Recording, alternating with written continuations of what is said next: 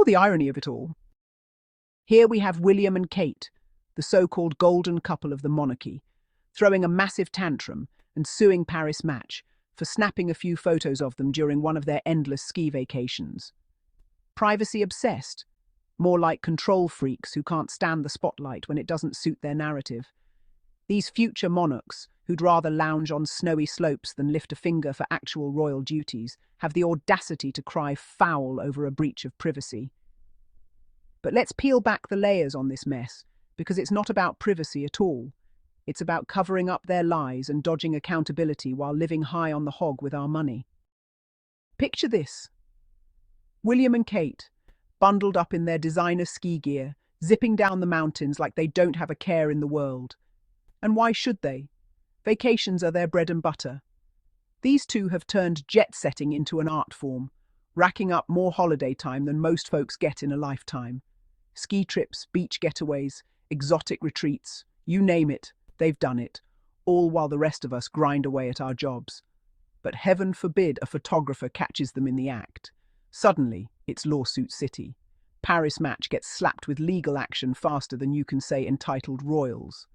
They scream about their right to privacy, but let's be real, this is the same duo who parades in front of cameras when it boosts their image. Selective privacy, much. Now flip the script to Harry and Meghan Sussex. When these two dared to stand up against actual illegal breaches of their privacy, think hacked phones, stalked movements, the works, the palace didn't just sit on the sidelines, they actively tried to shut it down. Discourage legal action? More like bully them into silence. And the backlash? Brutal. Harry and Meghan were painted as whiners, divas, ungrateful outsiders. The tired old excuse thrown around was something like, well, you don't have a right to privacy when you're taxpayer-funded, as if that's not the most bogus cop-out ever. These critics conveniently forget that Harry and Meghan stepped back from royal life precisely to escape that taxpayer leash, yet the smears keep coming. But William and Kate? Oh, they're untouchable. They get to sue without a peep of criticism, all while hiding behind the same taxpayer-funded shield they weaponize against others. This double standard reeks of favoritism, and it's not hard to see why. The monarchy protects its own, specifically the ones in line for the throne who play by the unwritten rules of keeping up appearances. Harry and Meghan Sussex, on the other hand, committed the ultimate sin. They called out the BS and walked away. For that, they're forever the villains. But William and Kate, they're the darlings, even as they rack up vacation after vacation, shirking the very duties they're supposed to embody. Future monarchs?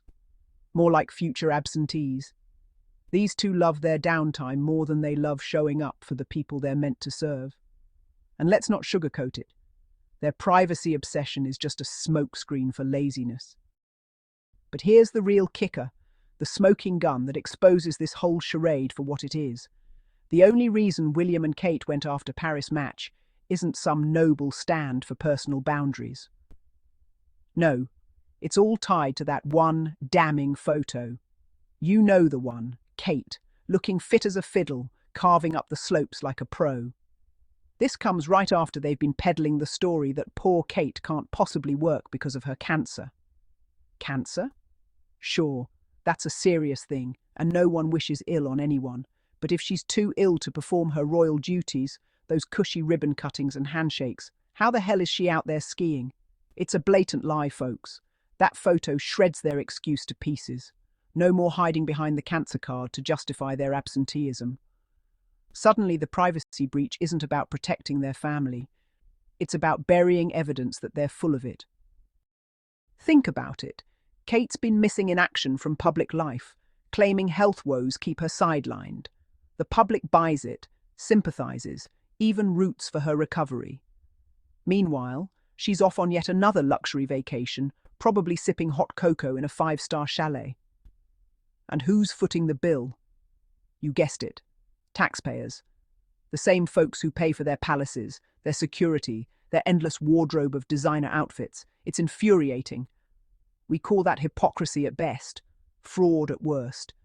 These monarchs in waiting are quick to demand our money but slow to deliver on their end of the bargain. Work? Nah, that's for peasants. vacations, sign them up. And when the truth slips out via a sneaky photo, they sue to silence it. Pathetic. This bias isn't just annoying, it's systemic rot in the royal machine. William and Kate get a free pass because they're the respectable ones, the heirs apparent who toe the line just enough to keep the institution chugging along. Harry and Meghan Sussex? They're the threats, the ones who expose the cracks. Remember how the palace twisted every narrative to make them look bad? When Meghan Sussex spoke about her mental health struggles, she was dismissed as dramatic. Harry fighting for his family's safety, labelled a troublemaker. But Kate skips duties citing cancer, then gets caught vacationing and crickets. No outrage, no calls for transparency. Instead, the media machine revs up to defend her, painting the photographers as villains. It's a masterclass in manipulation. Let's not forget the bigger picture. These future monarchs are supposed to represent stability, duty, service. What a joke. William's got a track record of half-hearted engagements, show up, smile, vanish. Kate's no better, using her health as a perpetual get-out-of-work-free card. Yet they're out there, skiing away our taxes. How many ski trips does it take before we call it what it is? A scam. They're not privacy-obsessed, they're accountability-allergic. They hate it when the public sees the real them. Not the polished PR version, but the vacation-loving slackers who prioritise slopes over service. Now just think about this for a second. Contrast that with Harry and Meghan Sussex, who actually built their own path without begging for handouts. They sued for genuine invasions, paparazzi hounding their kids, tabloids fabricating lies, and, well, they got slammed for it. Taxpayer-funded, they said. But here's the thing. Harry and Meghan aren't on the public dime anymore. They earn their keep through books, deals, philanthropy. No hypocrisy there, really. They're fighting for privacy because it's a basic human right, not a tool to hide laziness. William and Kate, though, they're still sucking from the public teat while demanding we look away. It's absolutely enraging. This ski photo scandal should be a wake-up call, honestly. Kate's not the cancer queen martyr they're selling. She's just another entitled royal who'd rather play than perform. Not working because of cancer. Check. But vacationing on our dime. Double check. What do we call that? I'll let you fill in the blanks, but words like grift, deceit, and parasite come to mind. The monarchy thrives on this illusion of superiority, but cracks like this expose the truth. William and Kate are no better than the rest of us.